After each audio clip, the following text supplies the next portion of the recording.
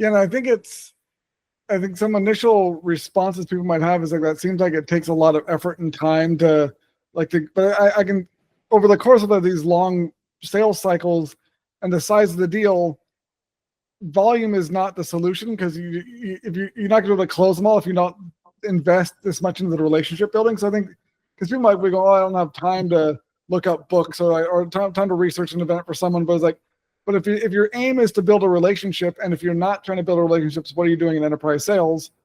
Like, this is the way to actually get the results you want, and it's not about pushing or trying to shorten the sales cycle or speed it up in a natural way. It's about going back to building relationships on a human-to-human level, which often requires these slower, smaller steps that take a little bit more time, but actually show that you care about who the person is as a person first. And I think that's a mindset shift that needs to happen in the business world, to go away from just focusing on the numbers. Like, what are the relationship building steps I can take to make those numbers look the way I want, instead of trying to skip the necessary relationship building?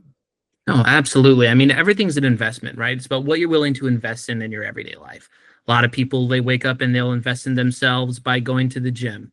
They'll invest in themselves by reading a book and improving their reading skills, or that's just how they like to spend their everyday life. So it's about what you're willing to invest in. And when it comes into sales, or as well as business in general, because it's applicable for all, if you're willing to invest in the relationships that you're working to cultivate in your everyday life, that will pay dividends down the line.